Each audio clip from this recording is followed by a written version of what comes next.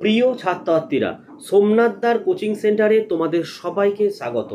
উচ্চ মাধ্যমিক 2025 আর মাত্র কয়েকদিন বাকি।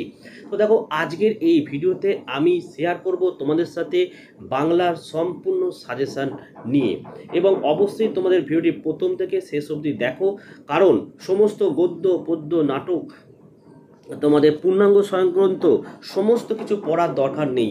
কোনগুলো পড়লে এবছর সেখান থেকেই তোমাদের বড় প্রশ্ন পরীক্ষায় কমন আসবে সেই তথ্য আমি কিন্তু জানিয়ে দেবো। দেখো, এই যে সাজেশনটি দেখছো, এটা কিন্তু আমাদের কোচিং সেন্টারের সাজেশন। আমাদের কোচিংয়ের যে সমস্ত স্টুডেন্ট আছে তারাও এই সাজেশন পড়ছে, এবং সেই সাজেশনটি আমি তোমাদের সাথে কিন্তু শেয়ার করছি। তো দেখো, তোমরা অবশ্যই নম্বর বিবরণটাকে দেখে নাও। 80 নম্বরে কিন্তু এটা পরীক্ষা হয়, ঠিক আছে। গল্প থেকে দেখতে পাচ্ছ যে 1x5, 1x2 এবং 5x1, অর্থাৎ এমসিকিউ, এসএকিউ এবং বড় প্রশ্ন একটি তোমাদের লিখতে হচ্ছে। কবিতা থেকেও দেখে নাও, 1 নম্বরে 4টি প্রশ্ন, 1 নম্বরে এসএকিউ 4টি এবং 5 নম্বরে একটি বড় প্রশ্ন। নাটক থেকে 1 নম্বরের 3টে, 1 নম্বরে 2টো আর 5 নম্বরে একটি বড় প্রশ্ন। আন্তর্জাতিক কবিতা ও ভারতীয় গল্প থেকে দেখো 1x1, 1x1 এবং 5 নম্বরে একটি বড় প্রশ্ন। পূর্ণাঙ্গ সহায়ক গ্রন্থ থেকে কোনো এমসিকিউ এসএকিউ পরীক্ষা যায় না, 5 নম্বরে একটি প্রশ্ন তোমরা পাচ্ছ। বাংলা শিল্প সাহিত্য সংস্কৃত ইতিহাস থেকে 1 নম্বরে 3টে এসএকিউ থাকে না, এবং 5 নম্বরে 2টি প্রশ্ন লিখতে হবে। ভাষা থেকেও তোমাদের 5 নম্বরে একটি বড় প্রশ্ন এবং এমসিকিউ 2টো এবং এসএকিউ 3টে, এবং প্রবন্ধ রচনাতে 10 নম্বর তোমাদের থাকছে। এটা হচ্ছে তোমাদের কোশ্চেন প্যাটার্ন। এই সাজেশনটি সম্পূর্ণ ফ্রি পিডিএফ পেতে হলে অবশ্যই তোমরা ভিডিওটি প্রথম থেকে শেষ অবধি দেখছো। এই ভিডিওর মধ্যে কিন্তু আমি একটি পাসওয়ার্ড দেখাবো, যে পাসওয়ার্ডটা তোমরা এই ভিডিও ডেসক্রিপশন বক্সে পিডিএফের লিঙ্ক থাকবে, সেই লিঙ্কে ক্লিক করে পাসওয়ার্ডটি পুট করলেই তোমরা এটাকে ফ্রিতে পিডিএফটা সংগ্রহ করতে পারবে, ডাউনলোড করতে পারবে, এটাকে প্রিন্ট আউট করে নিতে পারবে। তো চলো, প্রথমে আমরা গল্প দেখে নেব। দেখো, এখানে আমি কিছু গুরুত্বপূর্ণ টিপস বলতে, গুরুত্বপূর্ণ টিপস কি, ভারতবর্ষ এবং ভাত গল্প দুটি এবছরের জন্য অত্যন্ত গুরুত্বপূর্ণ। অর্থাৎ যারা একদম পড়াশোনা করনি সারা বছর, তাদেরকে বলবো ভারতবর্ষ এবং ভাত এই দুটো গল্প তোমরা পড়ে যাও, ঠিক আছে। বাকি একটি গল্প আছে যেটা তোমরা বাদ দিয়ে দিতে পারো, কোনো সমস্যা হবে না, কারণ এখান থেকে প্রশ্ন পরীক্ষা থাকছে এবং ভাত থেকে বছর থাকবেই। তো ভাত থেকে কোন কোন প্রশ্ন পড়ছে দেখো। 1, বাদার ভাত খেলে তবে তো সে আসল বাদাটার খোঁজ পেয়ে যাবে একদিন। বাদা কাকে বলে? উদ্দিষ্ট ব্যক্তির এইরকম মনে হওয়ার কারণ কি? 2 নম্বর প্রশ্ন, তুমি কি বুঝবে সতীশবাবু? সতীশবাবু কি বুঝবেন, কি বুঝবে না? সতীশবাবুর উৎসবের সঙ্গে কেমন আচরণ করেছিল? 3, দাঁতগুলো বের করে সে কামুটের মতোই হিংস্র ভঙ্গি করে। কে কার প্রতি এরূপ আচরণ করেছিল, তার এরূপ আচরণের কারণ বিশ্লেষণ করো। 4 নম্বরের প্রশ্ন, এ সংসারে সব কিছু চলে বড় পিসিমার নিয়মে। বড় পিসিমা কে? গল্পে পিসিমার চরিত্র বিশ্লেষণ করো। 5, যা আর নেই, যা ঝড় জল মাতলার গর্ভে গেছে, তাই খুঁজে খুঁজে পাগল হয়েছি। দুর্যোগটির বর্ণনা দাও এবং দুর্যোগটি উৎসবকে কীভাবে প্রভাবিত করেছিল। 6, তারপরে মনে পড়ে যায় রাতে ঝড় হয়। কার মনে পড়ে যায় সেই দুর্যোগের রাত্রির বর্ণনা দাও। 7 প্রশ্ন, পেটে ভাত নেই বলে উৎসব প্রেত হয়ে আছে। কেন তার পেটে ভাত নেই? কীভাবে উৎসব প্রেত হয়ে গিয়েছিল? কীভাবে সে আবার মানুষ হয়ে উঠেছিল? 8, সেই জন্যই এই হোমযজ্ঞই হচ্ছে। হোমযজ্ঞ কেন হয়েছিল? হোমযজ্ঞের বর্ণনা দাও। এই হোমযজ্ঞের পরিণতি কী হয়েছে? দেখো, এখান থেকে 8টা প্রশ্ন দেওয়া হয়েছে, এর বাইরে আসার মতো নয়। এখান থেকে মানে এর বাইরে আসবে না, এর বাইরে একদমই আসবে না। 8টা প্রশ্ন দেওয়া হয়েছে, এই কারণে ভালো করে পড়ে যাও। যারা একদম দুর্বল স্টুডেন্ট, তোমাদেরকে বলবো অনলি তোমরা ভাত গল্পটি যদিও পড়ে যাও না, তাও তোমরা কমন পাচ্ছ। চলো, ভারতবর্ষ থেকে মাত্র 4টি প্রশ্ন আমি দিয়েছি। 1, সেই সময় এলো এক বুড়ি, বুড়ির চেহারা ও পোশাকের পরিচয় দাও। বুড়ির আগমনের ফলে কি ঘটেছিল লেখো। 2, দেখো, বুড়ির শরীর উজ্জ্বল হতে তপ্ত বালিতে চিত হয়ে পড়ে রইল। বুড়ির চেহারা ও পোশাকের পরিচয় দাও, তার তপ্ত বালিতে পড়ে থাকার কারণ কি। 3, দেখো, কতক্ষণ সে এই মারমুখী জনতাকে ঠেকিয়ে রাখতে পারত কে জানে। সে বলতে কার কথা বলা হয়েছে? জনতা মারমুখী হয়ে উঠেছিল কেন? 4, দেখো, আমি কি তা দেখতে পাচ্ছি না? কোন প্রশ্নের উত্তরে বক্তা এ কথা বলেছেন? গল্প অনুসারে বক্তার স্বরূপ উদ্ঘাটন করো। 3 নম্বর, দেখো, কে বাঁচায় কে বাঁচে। এই গল্প থেকেও আমি 7টি প্রশ্ন দিয়েছি। তোমরা এই গল্পটি পড়তেও পারো, নাও পড়তে পারো। তো আমার মতে এবছরে হয়তো কে বাঁচায় কে বাঁচা থেকে প্রশ্ন আসার সম্ভাবনা একদমই কম, ঠিক আছে।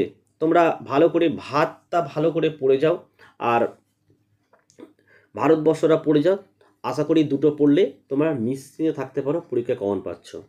তাহলে এবার কবিতা চলেছ। কবিতা থেকে গুরুত্বপূর্ণ টিপস কি দেখো, শিকার রূপনারায়ণের কুলে এবং ক্রন্দনরতা জননীর পাশে, এই তিনটি কবিতা এবছরের জন্য অত্যন্ত গুরুত্বপূর্ণ। এই তিনটে কবিতা তোমরা পড়ে যাও, বাকি কবিতা বাদ দিয়ে দাও, কোনো সমস্যা হবে না। তাহলে রূপনারায়ণের কুলে যে কী কী প্রশ্ন পড়ছো দেখো, এক, রূপনারায়ণের কুলে জেগে উঠলাম, জেগে ওঠার পর কবির উপলব্ধি বর্ণনা দাও। দুই, আমৃত্যুর দুঃখের তপস্যায় জীবন, কবি জীবনকে দুঃখের তপস্যা কেন বলেছেন তাৎপর্য ব্যাখ্যা করো। তিন, দেখো মৃত্যুতে সকল দেনা শোধ করে দিতে কোন দেনা শোধের কথা বলা হয়েছে কবিতা অবলম্বন আলোচনা করো। চার, সত্য যে কঠিন সে কখনো করে না বঞ্চনা, এই উপলব্ধিতে কবি কিভাবে উপনীত হয়েছে। পাঁচ, রক্তের অক্ষরে দেখিলাম আপনার রূপ, চিনিলাম আপনারে আঘাতে আঘাতে বেদনায় আঘাতে এবং বেদনার মধ্য দিয়ে কবি কিভাবে নিজেকে চিনতে পারলেন তাৎপর্য আলোচনা করো। দেখো 2 নম্বর যে শিকার, 4টি মাত্র দিচ্ছি প্রশ্ন।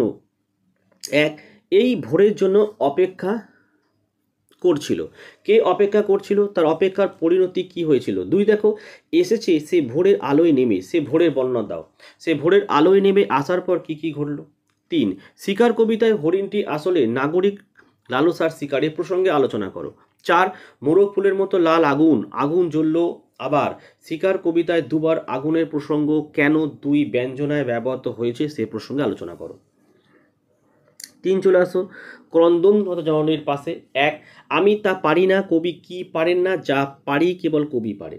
দুই, ক্রন্দনরত জননীর পাশে কবিতায় কবি জননীকে ক্রন্দনরতা বলেছেন কেন, এই পরিস্থিতিতে কবির কি করা উচিত বলে মনে করেছেন।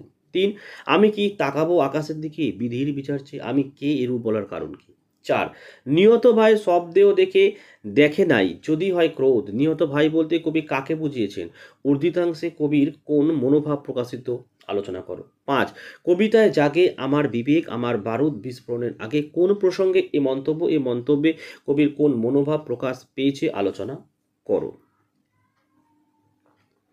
চলো নাটক, গুরুত্বপূর্ণ টিপস কি, দুটি নাটকের মধ্যে যে কোনো একটি নাটক প্রস্তুত করলেই হবে। আচ্ছা, অর্থাৎ দেখো বিভাব নাটক আর নানা রঙের দিন, যার কাছে যেটা সোজা মনে হবে, অনলি যদি মনে হয় বিভাব সোজা, বিভাব থেকে তোমরা এই 6টি প্রশ্ন পড়ে রাখো, যদি মনে হয় নানা রঙের দিন সোজা তোমাদের কাছে 6টি প্রশ্ন পড়ে রাখো, দুটো পড়ার কোনো দরকার নেই, এখান থেকে কমন আসবে। ঠিক আছে। আচ্ছা, আন্তর্জাতিক কবিতা এবং ভারতীয় গল্প, এখান থেকে কি কি পড়বে দেখো। এক, পড়তে জানে এমন এক মজুরের প্রশ্ন। এক, ভারত জয় করেছিল তরুণ আলেকজান্ডার, একলাই নাকি, আলেকজান্ডার কে ছিলেন, একলাই নাকি বলতে কবি কি বুঝিয়েছেন। দুই, দেখো কে আবার গড়ে তুললো এতবার, কে গড়ে তোলার কথা বলা হয়েছে, এই প্রশ্নের মাধ্যমে কবি কি বলতে চেয়েছেন। তিন, দেখো বইয়ে লেখে রাজার নাম, রাজারা কি পাথর ঘাড়ে করে আনতো, কারা কেন পাথর ঘাড়ে করে এনেছিল। চার, দেখো সেই সন্ধ্যায় কোথায় গেল রাজমিস্ত্রিরা কি নির্মাণ করেছিল, এই প্রশ্নের মাধ্যমে বক্তা কি বলতে চেয়েছেন। পাঁচ, দেখো পাতায় পাতায় জয় উৎসবের ভোজ বানাতো কারা, পাতায় পাতায় কাদের জয় লেখা, জয় উৎসবের ভোজ যারা বানাতো তাদের প্রতি কবি কি মনোভাব প্রকাশ পেয়েছে। দুই, দেখো অলৌকিক গল্পে হাত দিয়ে পাথরের চাই থাপানোর ঘটনাটি লেখক প্রথমে, যেখানে একটা মিস্টেক রয়েছে, প্রথমে বিশ্বাস করেনি কেন, তাই তো, পরে কী হবে সেই ঘটনা তার কাছে বিশ্বাসযোগ্য উঠল, এই প্রশ্নটি পড়বে। দুই, হঠাৎ শিষ্য মর্দানা জল তেষ্টা পেল, তেষ্টা মেটানোর জন্য মর্দানাকে কি করতে হয়েছিল। তিন, দেখো ঝড়ের বেগে ছুটে আসা ট্রেনটি থামানো গেল, পাথরের চাই থামানো যাবে না, ট্রেনটি থামানোর কেন প্রয়োজন হয়েছিল, কিভাবে থামানো হয়েছিল। চার, গল্পটা আমাদের স্কুলে শোনানো হলো, গল্পটা কি, স্কুলে গল্পটা শুনে লেখকের কি প্রতিক্রিয়া হয়েছিল, এই 4টি প্রশ্ন এখান থেকে পড়তে হবে। নেক্সট চলে আসো পূর্ণাঙ্গ সহায়ক গ্রন্থ আমার বাংলা, এখানে একটি 5 নম্বরের প্রশ্ন লিখতে হবে তোমাদের। গুরুত্বপূর্ণ টিপসে কি বলা হয়েছে, মেঘের গায়ে জেলখানা, ছাতির বদলে হাতি এবং কলের কলকাতায় 3টি গল্প এবছরের জন্য গুরুত্বপূর্ণ, অর্থাৎ এই 3টি গল্পই তোমরা এখান থেকে পড়ে যাও, বাকি গল্প পড়ার কোনো দরকার নেই। তো দেখো মেঘের গায়ে জেলখানা থেকে 5টি প্রশ্ন, ছাতির বদলে হাতি থেকে দেখো 6টি প্রশ্ন, কলের কলকাতা থেকে 4টি প্রশ্ন দেওয়া হয়েছে। ঠিক আছে। তো দেখো এই ছিল তোমাদের একদম সম্পূর্ণ সাজেশান। বাকি তোমাদের আছে ভাষা রয়েছে, শিল্প সাহিত্য সংস্কৃতির ইতিহাস এবং প্রবন্ধ রচনা, এর উপর আমি আরেকটি ভিডিও আনবো। অবশ্যই তোমরা ভিডিওটা দেখো। আমি তোমাদের বলছি এইটা তোমরা ডাউনলোড করে প্রিন্ট আউট করে নাও, করে এই প্রশ্নগুলো পড়তে থাকো। এখান থেকে তোমরা প্রশ্ন কিন্তু হুবহু কমন পাচ্ছ। ভিডিও ভালো লাগলে একটি লাইক করো এবং চ্যানেলে নতুন হলে চ্যানেলটিকে সাবস্ক্রাইব করো, পাশে থাকা বেল আইকন প্রেস করে অল নোটিফিকেশনটাকে অন করো, যাতে আমি যখনই কোনো ভিডিও আপলোড করব সবার প্রথম যেন তোমার কাছে পৌঁছে যেত। আজকের ভিডিও আমি এখানে শেষ করলাম। তোমরা প্রত্যেকে ভালো